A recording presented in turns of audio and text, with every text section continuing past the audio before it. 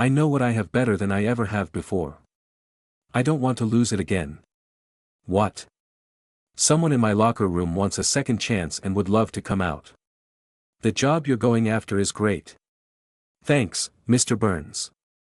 I need to tell you though. This is the first time in history that all three of Andy Gibb's songs have been #1. He went out with Victoria Principal.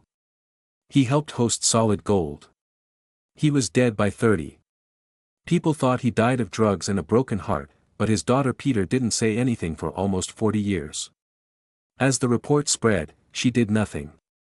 It was said that she should kill herself, but she didn't say anything until now. In 2024, she finally spoke up. Even people who were close to her father were shocked by what she said about his last years. This is the story that no one should have told. Andy Gibb came into the world on March 5, 1958.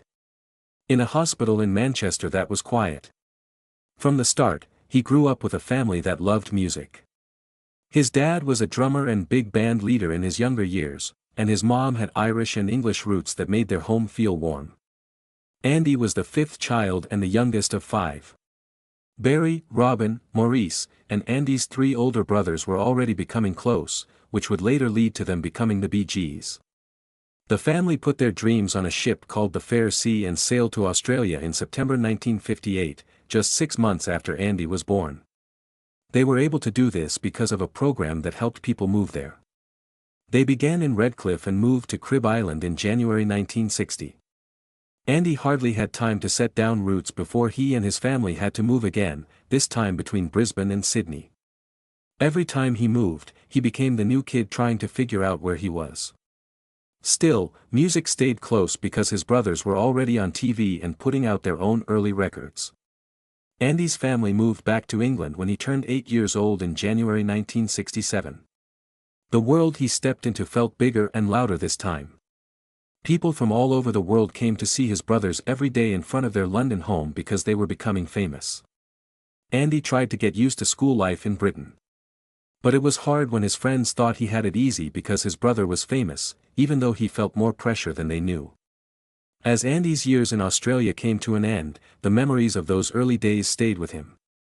Moving, starting a new school, and spending time outside as a kid made him feel very different from his brothers, who were going through a time of growth.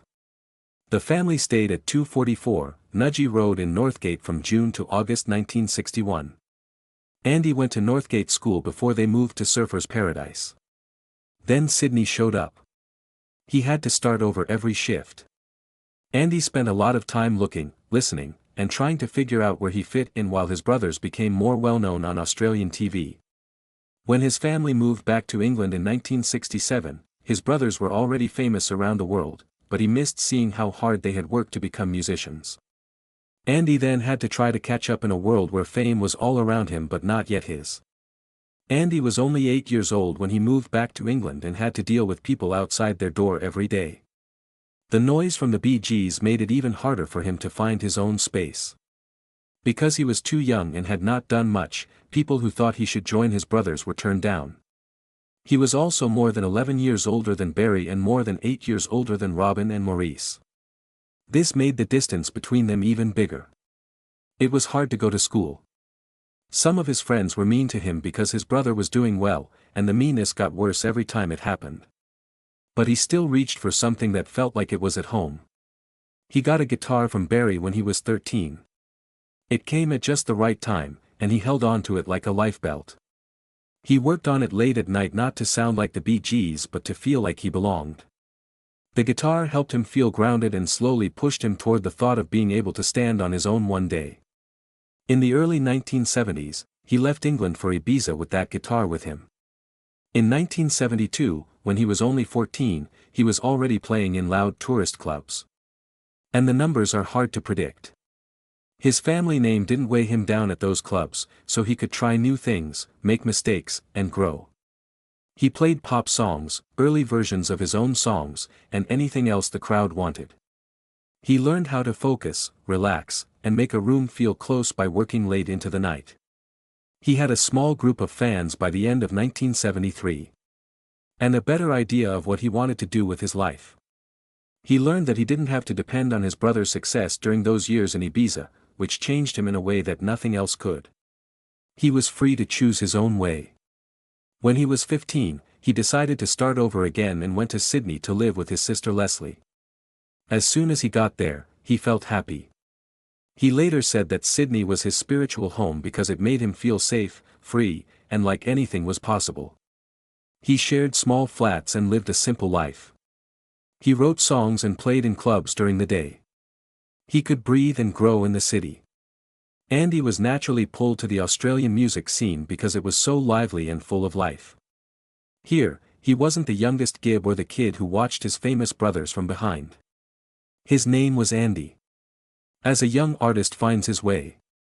Over time, the club's tour made more doors open. Cole Joy, one of the first rock and roll musicians in Australia, saw Andy's promise and quickly took him under his wing. Andy performed all over Sydney from 1974 to 1976 with his first group, Melody Fair. They played in hotels and bars. John Alderson and John Stringer, both from the Isle of Man, were in the band. They took Andy to long nights with music, people, and learning all the time. He made 6 demos with Cole Joy in November 1974. Some of the songs were Words and Music, Westfield Mansions, and Flowing Rivers. These songs were the first real parts of Andy's artist identity. They were more than just music attempts. He said those things to show that he had something to give. Even when the Bee Gees were topping charts around the world, stayed in small settings and didn't get paid much. He learned how to win over fans without using his last name. He did better work when he wrote words and songs when he was 16. It was his first commercial song, and it came out in Australia and New Zealand in late 1975. And even though it wasn't a big hit, it showed that Andy could write, make, and build something without always being compared to Barry, Robin, and Maurice. He felt more confident after writing the song, and it was the start of a new part of his singing journey. Putting the pieces together was easy. Andy was ready for a bigger plan. In June 1976, that time came when Barry called and told him he should move to Miami. Andy didn't think for long. He quickly made up his mind at age 18 and married Kim Reeder. On July 11, 1976, at Sydney's Wayside Chapel. They went on their honeymoon to Bermuda to stay at Robert Stigwood's house. Barry joined them there to start working on Andy's first record. Andy and Kim arrived in Miami in September 1976, right into the creative world that was centered around the Bee Gees. It was very busy at Criteria Studios, especially since the Eagles were there finishing up Hotel California. As soon as Andy walked into that studio, he felt the weight and joy of being in a place where music history was being made. The first tracks of Flowing Rivers were recorded around October 1976. It took Andy all of his energy to record the songs he had written while he was in Australia. Joe Walsh played on 2 of the songs. Barry only produced 2 songs, but he oversaw the whole record as executive producer. Albie Galutin and Carl Richardson were in charge of the sound. It only took a few weeks to finish the record, which has live band takes, strings, and horns that give it a warm, full sound. It sold over 1 million copies when it came out in September 1977 and made it to number 20 on Billboard's Top 200. This was almost too good to be true for a new act. Happiness came over them like a wave. His first song, I Just Want to Be Your Everything, spent 4 weeks at the top of the Billboard Hot 100. It peaked on July 30, 1977. Andy was only 19, making him the youngest male solo act to get to that point. I Love You More Than Water, his second song, also went to number 1 in March 1978. And for a short time on March 4, 1978, it took the top spot from his brother's Stayin' Alive. The whole Gibb family was at the top of pop music at the same time. Had done something very unusual. His rise was quick, bright, and major. There were a lot of expectations on him, but it also showed that he was more than just the younger Gibb. Andy Gibb came into the 1977 winter with a point to make. And the moment he walked into those stages in Los Angeles or Miami, things began to move in a way that drew him in. His second album, Shadow Dancing, was recorded with the same team that had helped him make his first album a hit. It was finished in February 1978. As the Bee Gees filmed scenes for Sgt. Pepper's Lonely Hearts Club Band nearby movie sets, Barry Gibb, Albie Gallatin, and Carl Richardson were always close by, either in the control room or sneaking in from behind the scenes. One part of the sound came from Wally Heider's studios in Los Angeles, and the other came from Criteria Studios in Miami. And the two areas came together to make one long creative stretch. Later, producer Carl Richardson said that the band was so tight that they joked that they were the Andy Gibb Hit Orchestra. While Ron Ziegler played the drums and Harold Cowart played the bass, Joey Murcia played the guitar with the ease of someone who had done it a million times. Barry would leave the movie set whenever he could, and Albie would often work until the sun started to rise. The rhythm section on Atlantic Records gave the songs a soulful beat. Parts of the record were put together in different cities and studios until they found the right Miami Beach disco groove to make the whole thing feel alive. People all over the world were shocked when the title track finally came out in April 1978. Shadow Dancing jumped to the top of the Billboard Hot 100 and stayed there until June 17, 1978. After that, it stayed there for 7 weeks straight. The song sold the most copies in 1978. In the US, more than 2.5 million units were sold. Andy Gibb, who is only 20, was the first solo artist to have all three of his first songs go to number one. It was such a huge hit that it even beat the Bee Gees' own hits from that year, like Stayin' Alive and Night Fever, on the end-of-the-year list. He was no longer just a young singer from a famous family. He was a star in his own right, and everyone knew his name. The record moved along with him. This song did really well in both the US and Canada. In the US, it got to number 7 on the Billboard 200. It was even the only record of his to make it to the top of the charts in the UK. It became multi-platinum thanks to sales, and 2 more songs made it into the top 10. It got to number 5 with Everlasting Love. It got to number 9 with Our Love Don't Throw It All Away.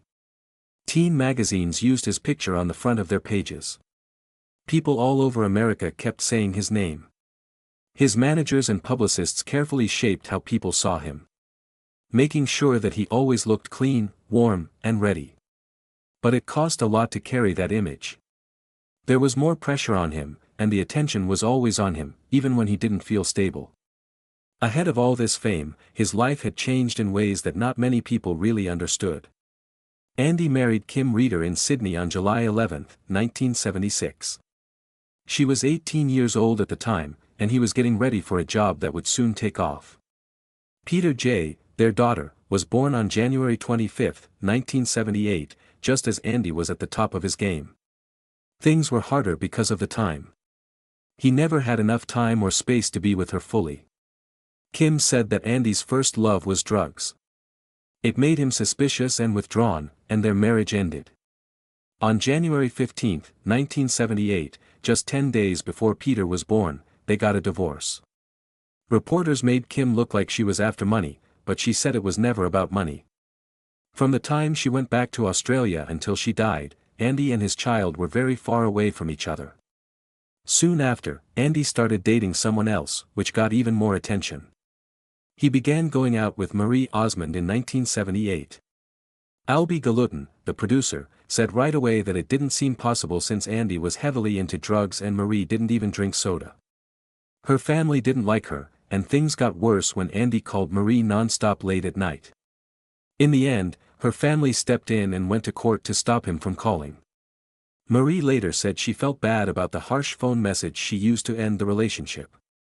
When she told him they were done, it hit him like a wall he couldn't get up. She felt like the relationship was ending. It was like another wound he couldn't heal. She told me years later that she was afraid she would lose herself if she kept trying to help him. She still feels sad and honored when she thinks of him. Victoria Principal then came along. In 1981, they met on the John Davidson Show. She was 31 years old and already famous on Dallas. Andy was 23 years old, and Rooney could still see his smile. In pictures, they looked great together, and for 13 months, they were one of the hottest couples in Hollywood. But Andy's problem was getting worse behind the scenes. Victoria hung on as long as she could, but he wouldn't give up. She wanted him to choose to be sober. He could choose her or drugs. He picked the drugs. Both of them were broken. She told him that she couldn't give up her own life for his, no matter how much she loved him. During this time, their duet, All I Have to Do Is Dream, came out. It was his last record. It got to number 51. He thought about that number a lot. The breakup did too. In 1980, Andy finished his third record, After Dark. It was clear that he was having a hard time. The producers saw the signs. He was going down faster.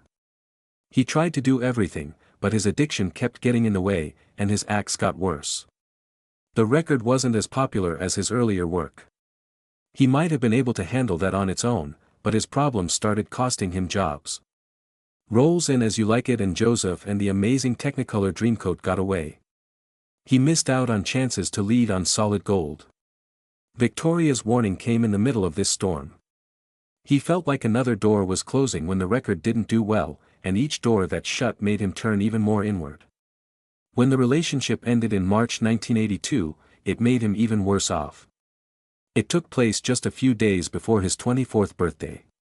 Vicky told him she didn't want to marry him, even though he really wanted to be with her. When he didn't choose to be sober, she stopped being with him for good. Andy was never the same after that. In interviews, he said that she was to blame for his fall because he thought that the breakup had hurt him deeply. No one could ignore the fact that her choice was the start of his fall. Things got worse after the split. Andy told people that he broke down and didn't care about anything. His drug use never stopped, and he spent about $1,000 a day on it, which is more than $3,000 today. Everything in his life was controlled by the drug. He wouldn't leave his room for 2 weeks straight and stayed awake. As the messages from editors trying very hard to get him back on track kept coming in. Because his chest and stomach pains got worse, he went to the hospital more often. There was talk about it in the business world, and soon no one could hide how far he was falling. It hurt just as much when I lost my emotions. He missed important events like the American Music Awards because he was too drunk to leave the house. His absence turned into a habit. He missed Joseph and the Amazing Technicolor Dreamcoat practices and shows, and in the end, he was fired. For the same reason, Solid Gold let him go. Zev Buffman, a Broadway director, said that Andy was great when he showed up, but not so great when he didn't. His skills were still there, but his addiction had taken away all of his steadiness. In 1981, Andy Gibb stepped into Solid Gold because he thought it would give him a new start. People liked the show. People already trusted Marilyn McCoo, and they still thought of Andy as the young star with the great voice. It felt like a chance to rise again for a moment. In spite of this, he kept pulling away from her as the months went by. Too many tapes had been missed by the spring of 1982. Each time he didn't show up, it made the managers more impatient because they kept hoping he would. His addiction had grown stronger than his plans. He later said in interviews that he was using a lot of cocaine and no longer cared about his duties. Fans had to wait, co-workers had to cover for him, and bosses finally knew they had no choice. He was fired, which was the first big public flaw in the picture he had built.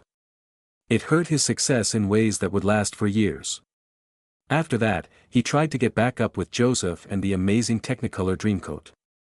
It was a big chance for him on Broadway in 1982, and it could have changed everything. People thought it might work for a short time, but the design made of solid gold followed him. He missed 12 appearances in just 6 weeks.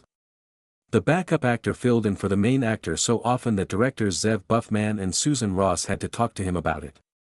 He asked them not to fire him and said he would make things better. After that, he missed another show. That one missing was the last one. He was told to leave, and another chance that he had missed was lost when the door shut. He kept falling, and even though he knew what was happening, he couldn't stop himself. His family could only watch. It wasn't over yet. Andy moved to the show of The Pirates of Penzance, in Los Angeles. He thought this one would be different, but he still had the same problem when he got to rehearsals. It kept adding up to missed shows, and when the show went on the road, he stayed behind. Producers said they couldn't depend on him because he was always there. This was the third big project that had been thrown out because of the same issue. People in the business started to say that they didn't trust him. While his family tried to help, they could see the pain behind those words. They also knew how helpless he felt in his addiction. Something even worse happened as his work got worse. His voice, which made him famous, started to give out. His voice cords were hurt by years of drug use. His tone went from being smooth to rough and worn out. People who knew him well saw it. While Barry, Robin, and Maurice tried to get in touch with him, things got worse between them. They loved him, but every time he slipped up, missed a call, or broke a promise, it made their hearts more heavy. Marie Osmond later said that she had to go to court to stop the Bee Gees from giving him money because she thought they were helping him without knowing it. It showed how complicated his life had become, with everyone trying to save him in their own way while they saw him get farther away. In 1985, his family told him he needed to go to the Betty Ford Clinic for help. It was one of the best places in the country to get help for addiction. He stayed for 6 weeks and went through therapy and had a routine. For a short time, there was hope. After leaving, he tried to think that he could start over, but his addiction did not let go. He fell back into old habits because he was depressed and hated himself so much that he never really understood himself. The center helped a lot of people get better. Still, he was one of many who had trouble after leaving. His family was hurt by the loss because they knew how important that win was to him. Along with the mental damage, the economy went downhill. He made a lot of money in the late 1970s. He was making more than $3 million a year just from shadow dancing. But cocaine destroyed his health and his money very quickly. In 1985, he was only making $24,027 a year. It fell even more to $7,755 in 1986. As the bills and chances he had dried up, he filed for Chapter 7 bankruptcy in September 1987. The numbers were really shocking. The value of his things was $1,432.79. Before later changes, he owed more than $1 million. Now, they only amount to $187,141. He didn't have to pay rent in a penthouse in Florida, and his brothers let him take their furniture. His fame was now just a memory, and the fall had left him open and weak. When he filed for bankruptcy, it said everything. On September 10, 1987, they showed that people and businesses owed more than $1 million. Only Loeb & Loeb, a law company, was owed $3,909.94. With $23,153.59, business jet carriers made the list. You had to pay for hospital bills, deal with the IRS, and pay accounting firms. Only $1,000 in personal goods could be kept by him because he didn't have much money. Even his management business was on the list, even though it only had $236 in assets and $46,289 in debt. He was out of everything. The man who used to be number one did not give his daughter any financial security. As the years went by, he tried one more time to shine. After being turned down before, Island Records was willing to give him another chance in January 1988. Barry helped get it set up. Andy only had to show up and sign the paperwork. But when he got there, worry took over. He skipped a lot of meetings and began to think he had nothing left to offer. The deal was never signed, the record was never made, and his confidence fell even more. He did record some songs at Mayfair Studios in the spring of 1988, but his fear and drug use got in the way of his plans. Barry and Maurice called him and told him to stay clean to try to keep him stable. Everyone felt worse about each missed chance because they knew it might be the last one he ever gets. Even with everything going on, Andy was still having small, secret dreams. He got his pilot's license in secret in 1987. At the time, almost no one knew about it. Later, people were surprised by it because it showed he still wanted a life after music. He told his friends that he wanted to fly and even sing with the Bee Gees on their 1989 record. Barry said in interviews that Andy was quiet and determined, which not many people saw. The license was a secret source of hope for him. It showed that he hadn't given up on life, even when everything else seemed hopeless. In March 1988, everything went wrong. His health got worse after his 30th birthday on March 5. A few weeks ago, he checked himself into the hospital but left too soon. In Oxford on March 7, he went to the John Radcliffe Hospital because he was having terrible chest pains. The doctors needed more tests. But before they could move forward, he passed out on March 10 and never got better.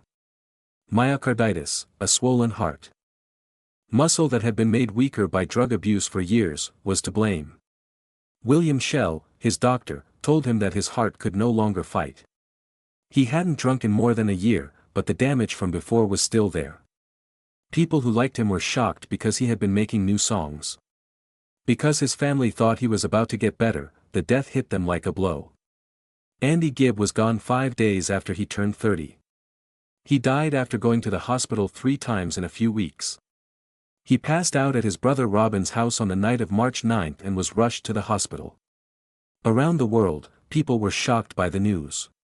They couldn't believe that someone so young and talented could die so quickly. He had been sober. He tried his best. But his body couldn't fix the damage done over the years. His death did not end the story. His daughter Peta was only 10 years old when he died. She didn't get anything because he didn't leave a will. She mostly knew her father as a voice on the phone and a man who came and went from her life in short visits for most of her childhood. Over the years, people said that Andy had killed himself, but that wasn't true. Peta spoke in public for the first time in 2024. She said that her dad's death wasn't just due to heart disease. She told me he died because he didn't like himself. What she said changed how people thought about his story. Behind every news story, she showed, there was a man whose pain had crushed him. A website for Andy Gibb was launched by her in January 2024. She put a lot of love into it and put pictures and memories in it that no one else had seen. She took charge of his story for the first time.